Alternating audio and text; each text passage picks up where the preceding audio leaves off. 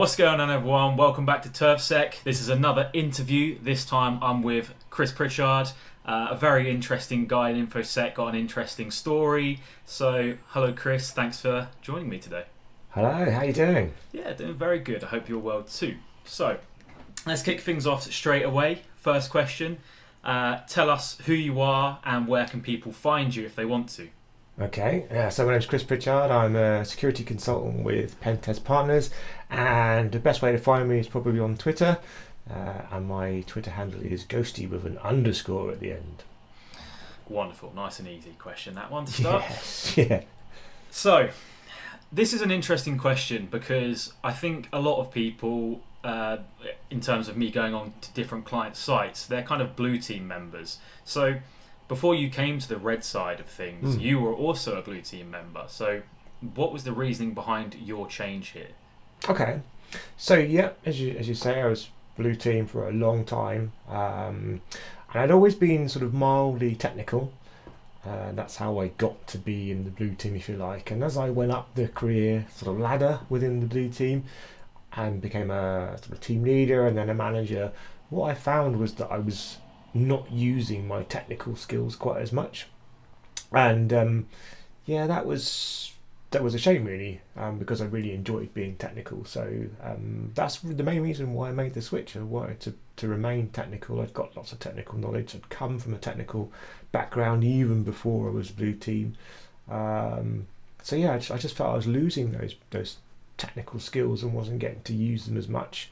And being a pen tester is a perfect way to remain technical, because you have to learn constantly all the time, which is fantastic, which is really cool. So yeah, that's why I sort of made the switch over. Absolutely.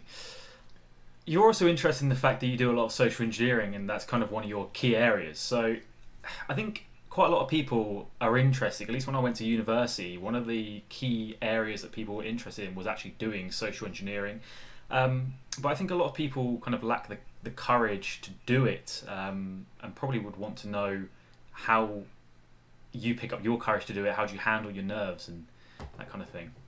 Okay, yeah, so a little bit about how I sort of got into social engineering, if you like. So I'd always been interested in people and behaviour from a very, very young age.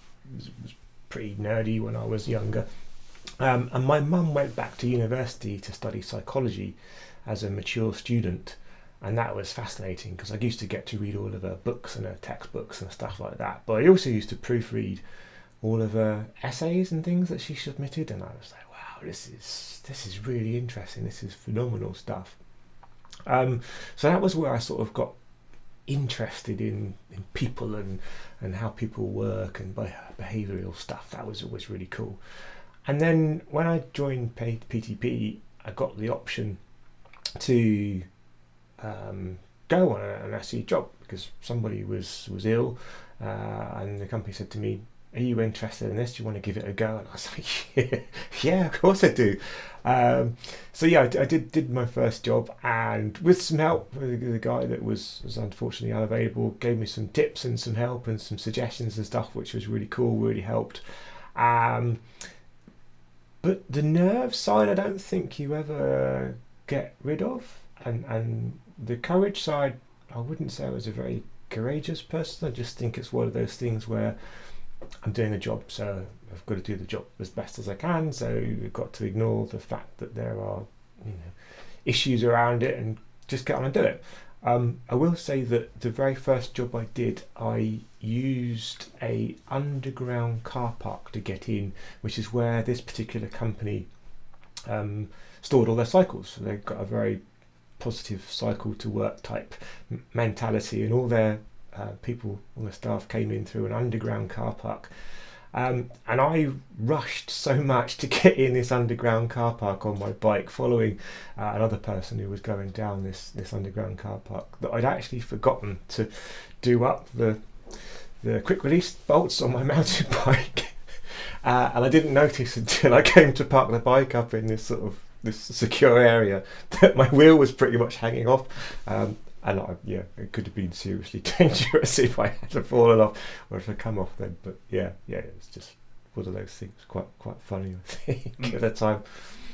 Yeah, when you talk about handling nerves, something that I've done before is just a simple thing that actually you taught me, which was just to ring someone and pretend you're on the phone to them having a normal conversation. Yeah, So I've actually rung my wife in situations before because yeah, it really calms you down when you're trying to walk into a building and makes you look almost like you're supposed to be there. Is absolutely. is there anything else like that that you can think of that you do? I think that that phone trick is really, really good. Two reasons, both for the reasons you've just mentioned. One, having a comforting voice on the end of the phone is really helpful for the person doing the SE, but also being on the phone means that other people who are genuine employees are less likely to interact with you because you're on the phone. And it's, as you know, as people, we're trained, if you like, to not interrupt people on a phone call because that's rude. So yeah, your example there is fantastic. The other thing I do is I talk to myself, if you like. I use my inner voice and say it's okay. I'm supposed to be here. I'm doing a job. I'm supposed to be here. It's all right. Nothing bad is going to happen. And you have to. I don't know how you would describe this, but I describe this as I have a good inner voice and a bad inner voice, and my good inner voice is always trying to override my bad inner voice, and the bad inner voice is like, oh, this is bad, you shouldn't be doing this, blah blah blah, you're going to get in trouble. You have to override that with the other inner voice, the good one, and sort of say, it's going to be all right, it's going to be okay, what's the worst that can happen? Nothing bad is going to happen. I've got to get out of jail free letter, hopefully, so it's going to be all right. There's nothing terrible is going to happen. The other thing I think about is that this is a short moment in time. So, you know, our engagements are days at the most. So you've got a very short moment of time where this is going to happen. You're going to be very nervous, and then you're going to get over it, and there's the rest of your life. So it's a very short moment in time to be worried about, and it subsides pretty quickly. Yeah, the other one I do is I just sort of say, just breathe, this will pass. And again, I use my inner voice there to just tell myself, just breathe, Chris, this is going to pass soon, it's going to be over, so get on with it and do it. Yeah, I think that's a very key point, actually, and you can take that with a lot of the things that you do in life. You know, just think about that, these little moments where you might be a bit scared, you know, just go ahead and do it because you've got the rest of your life in front of that. So, yeah, you know, what are you really scared about? What's the worst that's going to happen in that situation? Just get on and do it and live the rest of your life. That's true for things like talks as well, doing a big presentation in front of 100 people or something like that. So, yeah, I think that's an important thing to think about in general life, not only social engineering there. Yeah, absolutely.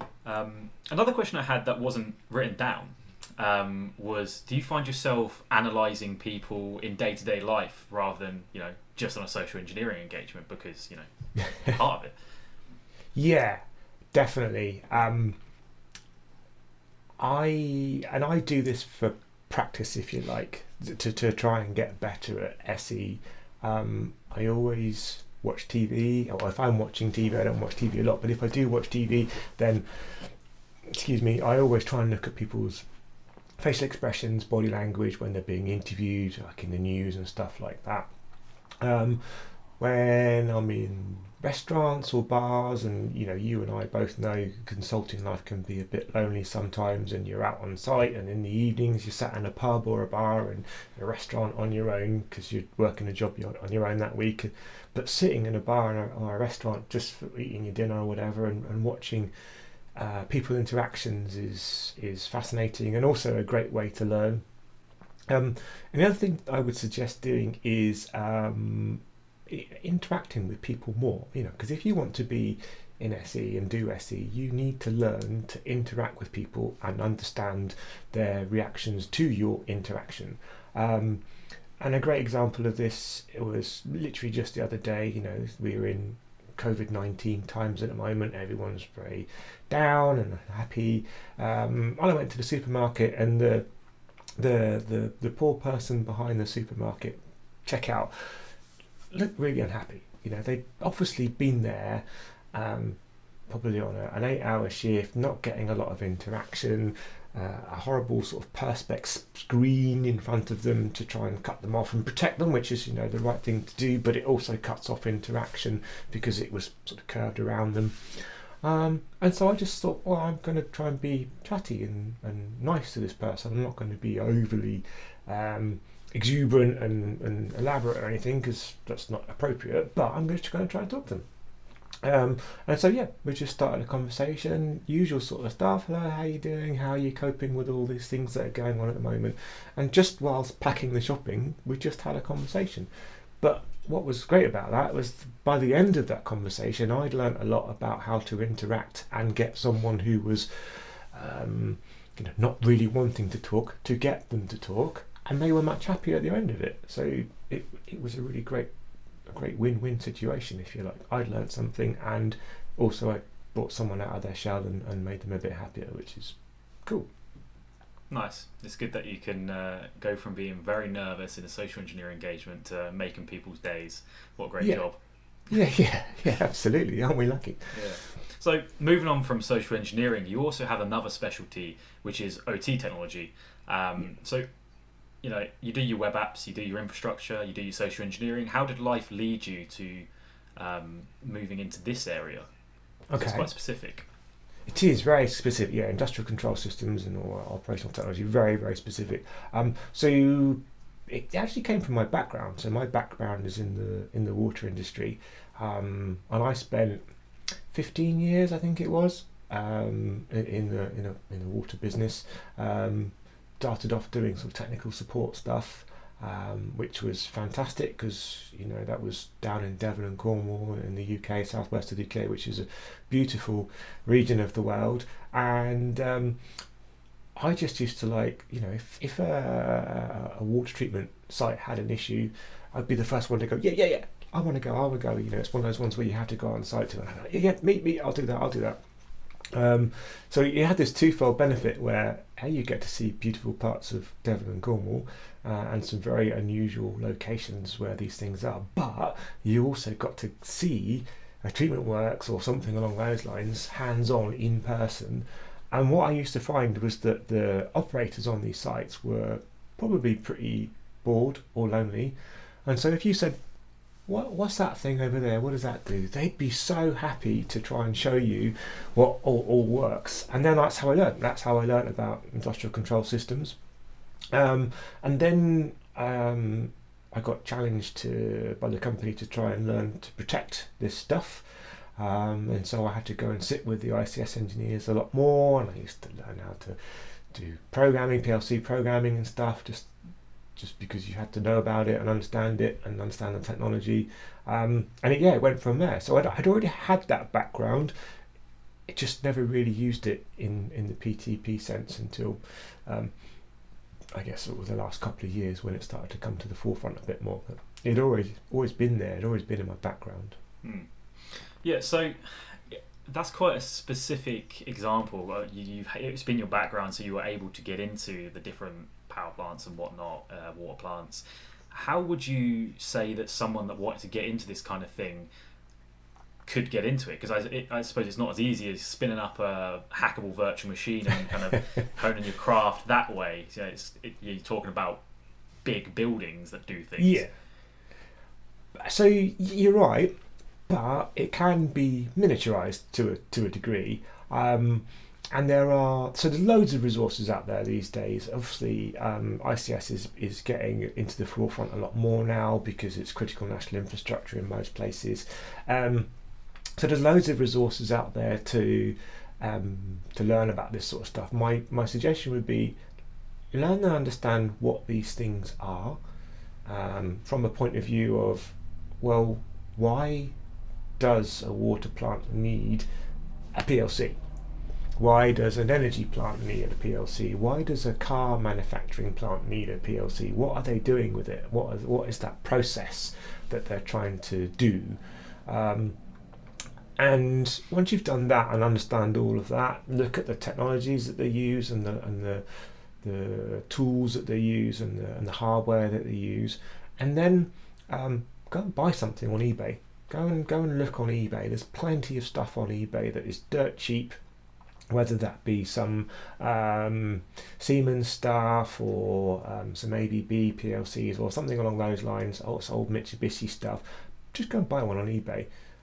The old stuff is cheap these days, it's really easy to get hold of, and it's pretty easy to understand how to program it and how to connect it up. Some of them have got Ethernet, some of them haven't, but just go and buy something like that and play with it, understand it, and then put your security mindset on and go, how do I break this now? What can I do? How can I interfere with this in a way that it isn't expecting, that will make it do stuff that it shouldn't be doing? So yeah, that would be my suggestion. There's lots of stuff out there. If you look on my Twitter feed, there'll be some stuff on there. You look on the PTP blog, there's some stuff on there. There's a really great resource by Robert M. Lee, who's posted up on, I think on his personal blog rather than Dragos's blog, that's really great background and stuff as well, really easy and to understand and learn from. And yeah, it's not difficult to learn. There's lots of stuff out there, but getting to do it in real life, that's a little bit more difficult. Yeah, I suppose it's almost like back in the older days of Cisco networking things. You know, you didn't have these emulators that you can download like you can now. People had to go out possibly on eBay and buy switches, connect them together, do Cisco networking that way. So maybe one day in the near future, maybe there will be a power plant emulator that has these things that you can take a look at and hone your craft that way, potentially. Yeah, absolutely. And there's software like OpenPLC, which is free to use. There's a traffic light. So Yeki has just pointed me to a traffic light Pi hat as well, which you can use to teach yourself ladder logic and stuff like that. So yeah, there are resources out there. They're just not quite so open and popular as you know, most of the tools that you and I would use on a day-to-day basis. But there is stuff out there, definitely. Cool. So another question. Have you got any job that sticks out in your mind because it's been crazy for some reason, and what was it? Yeah, okay, some crazy jobs. I've got a couple of crazy jobs. So I think the best, if you like, craziest job was the oil rig test that we did. So you may have seen the talk we did at DEF CON. Cyber Gibbons and I did a talk at DEF CON. So 3 of us went out and did a test on an oil rig. In terms of craziness, it was crazy in a really good way, in that it had been scoped really, really well. The company that we worked for was really receptive to the approach that we took. And so what we did is we went out there for a week, and we looked at all the technology and stuff and the hardware that they got on board, and then we came off, and we came back to our respective homes and stuff, and we went out and bought, a bit like you're saying with Cisco switches and stuff, we went out and bought exactly the same as they'd got or similar on this rig, and we emulated it. We built our own little thing and then took all these things apart. And what was great about that was we learned so much from that, being able to break stuff that you would never really learn, because you can't break things in that kind of environment for real. You have to take it away and break it separately. And then we learned so much from that when we came back, we totally pwned the rig and everything else as well. Literally the entire company around the globe. I think they had 70 odd other rigs around the world, a couple of different headquarters around the world as well, and yeah, we totally pwned all of them. So yeah, that was a crazy job, but it was crazy because it was perfect. I don't think I've ever come across a more sort of perfect job than that, and it was really, really interesting. Obviously, watch the DEF CON talk. That's really good. Other crazy jobs. So there's two SE jobs that stick out in my mind actually. One which was crazy in a bad way, crazy in a good way for me, but bad way for the customer. So I was tasked with SEing into an office block, which was, I can't remember, like 4th, 5th floor in a shared office space, as in there were different offices, different companies on it, different floors. So I was tasked with getting in and then doing an infrastructure test to get domain admin. So from the pavement to getting in to getting domain admin took me 36 minutes. So yeah, that was pretty mental. That was a funny job. That was a very funny job. But yeah, 36 minutes is pretty crazy. And then the other SE job that sort of sticks out in my mind was the first airport job. I had to SE in there, and again, that inner voice, that bad inner voice, if you like, when you're thinking about it and approaching it and doing your recon or what have you, just sort of going, oh, this is going to be really bad, there's people protecting this place with guns, and I'm sure there are far cleverer people who have thought about the physical and the network security to protect this really key piece of national infrastructure. And I think the lesson learned from that was, don't listen to your bad inner voice, because it was totally wrong. But yeah, that was a crazy job as well. I definitely agree with that.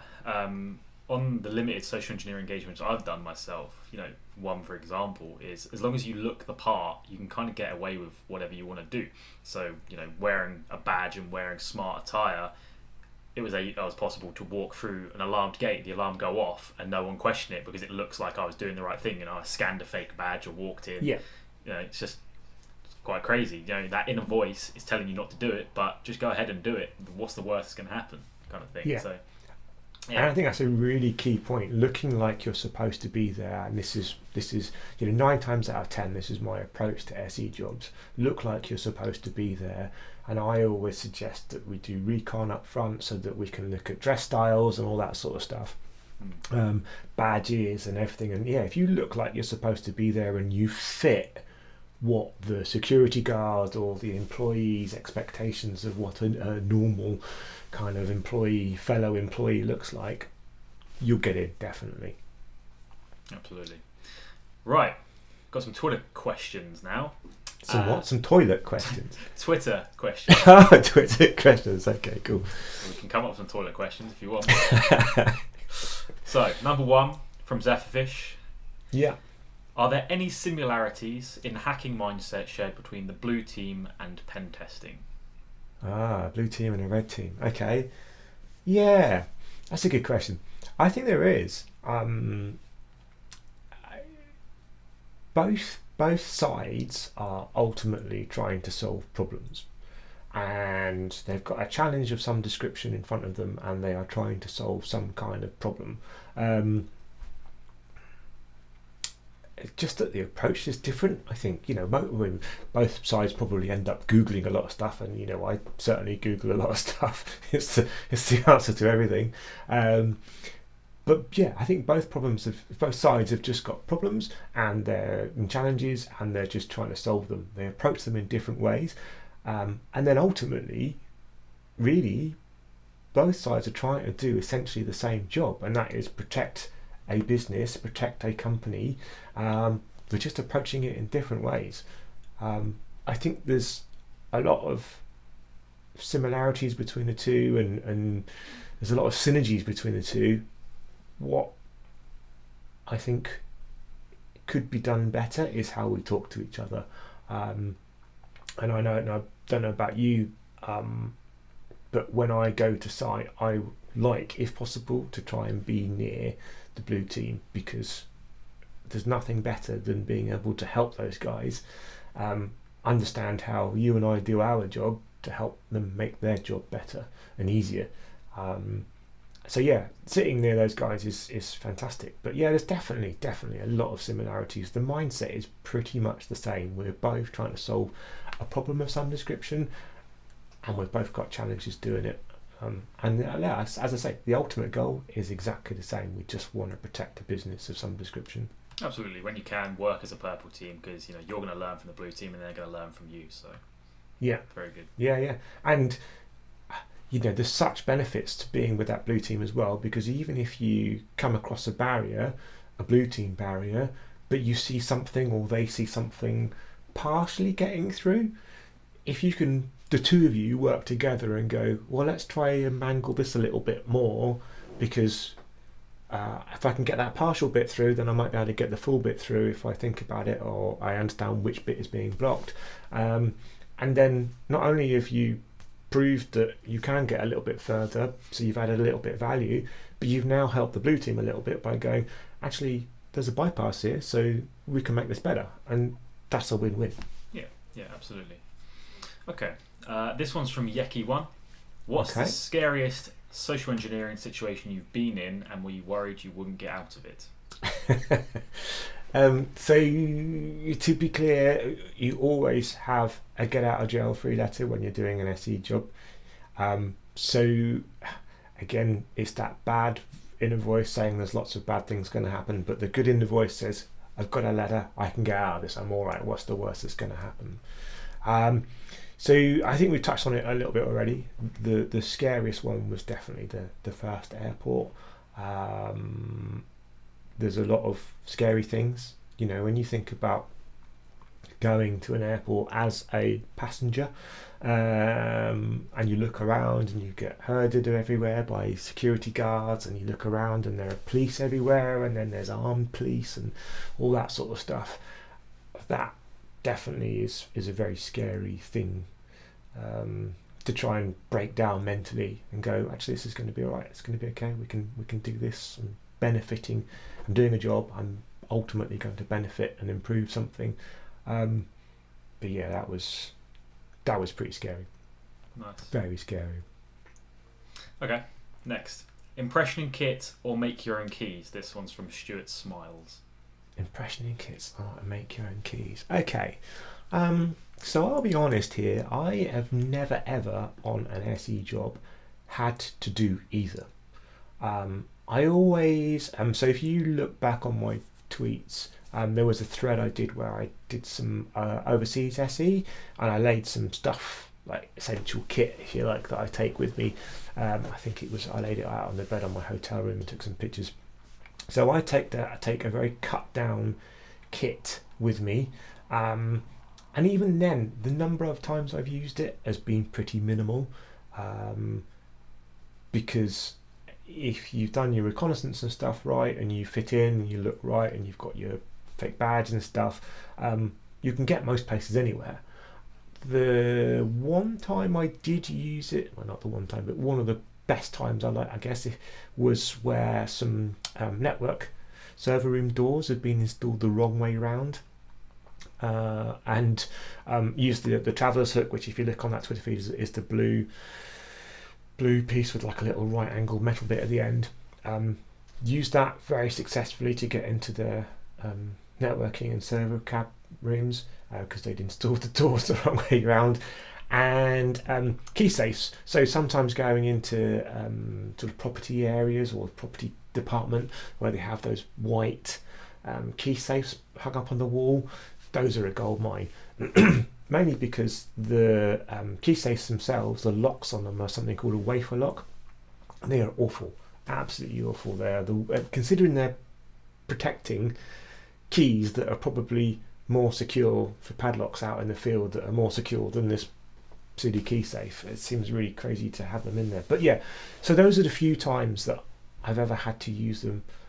So it's handy to have some stuff, but with regards to actually making my own keys or impressioning in the field, I've never done it. I've never had the need to do it. So neither. I think a cut down kit is far more useful. Mm-hmm. Cool. Last question. What was your hardest ever SE experience and why? I'm guessing you're going to say the airport.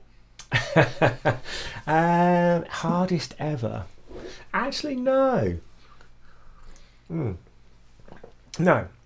The hardest one ever was when I took you on your first SE job. And it was hard because I wanted to, you'd never SE'd before, I think, at that particular point. We'd never met, face to face, so we didn't really have an understanding of personalities and stuff like that. So it was hard because I wanted to make sure that you got a lot from it, and learn a lot, but I also wanted us to be successful.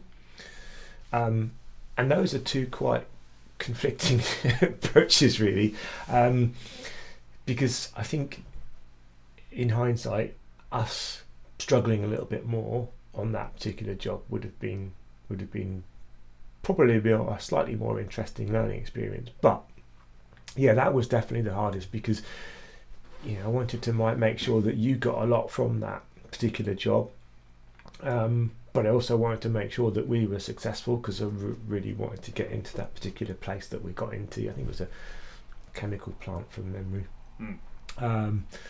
But yeah, that was probably the toughest SE job that I've done, because teaching someone is really fantastic, really powerful and really rewarding.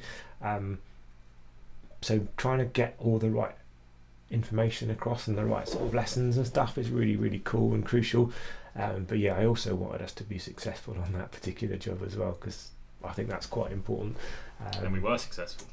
We were, yeah. That was, but yeah, that was a phone call as well. Do you remember that? We sat on the phone outside that weird side door, and just pretended we were on the phone. I think we called somebody. We might have called each other. I can't remember. But yeah, that was successful. That was quite a good fun test, actually. Yeah. And I'd definitely say to anyone watching, if you have someone that does social engineering in your organisation, you want to get into it, try and go along with them, because this kind of started my own social engineering ability, really, going with Chris. So definitely see if you can shadow someone, because you will learn a lot, and it will probably help you with your initial nerve as well, because obviously you're not going there kind of by yourself in the deep. So definitely do that. Yes, it's really, shadowing is really powerful, and yeah, if you, like I say, if you can do it and you can shadow someone, there's a lot of benefit to it. You'll feed off of the experienced person's confidence and understanding, which is going to make you feel better. And yes, it's really good. How did you feel after that day? I can't remember if we quickly drove off into the sunset or not. I can't remember what happened. It was a little while ago. How did you feel? A few years ago, wasn't it? But I remember during the engagement, I felt quite nervous, obviously, because I didn't really know what to expect, didn't really know what I was doing. And when you have to communicate with people, it's a bit scary, because you're not being you're being someone else, pretending that you're meant to be there. So yeah, I remember being very nervous, but because I was with you, I knew that I was in good hands and that you could handle the situation, so it wasn't too bad. And that's why, as you said, I think shadowing's very powerful. And then coming away from it, euphoria. We managed to get to the end goal, got into that server room, I think it was the end goal, by just asking someone to unlock the door, and they did. So people's kindness is great. That server room was mental. I remember that very fondly. We had an office of about 10 people hunting around for the right swipe card for us, so that we could get into that server room, because like you say, people were just trying to be helpful. But I remember everybody scrabbling around. Is it this one and this one? Try this one, try this. No, that's not the one. Let me try this one. Hold on. They were literally running around for us, and we were just stood there going, this is a bit crazy. As first social engineering experiences go, I don't think you could probably get better than that, to be honest. So I think it was a really amazing experience, and I definitely came away. I think we had a beer probably somewhere, and it was really great. Yeah, I seem to remember some interactions that we had where you were really good. I remember us talking about us being IT support or something along those lines, and you were sat at the desktop that we were not supposed to be at, and someone came in and asked us some questions, and from what I remember, you were really, really good, and you played your part really well, and we were really successful in that job. It was good. I enjoyed it. Well, Chris, that's the end of the interview. Thanks for coming. If you've got anything to promote it, but other than that, thank you very much. No problem. Thank you. Lovely.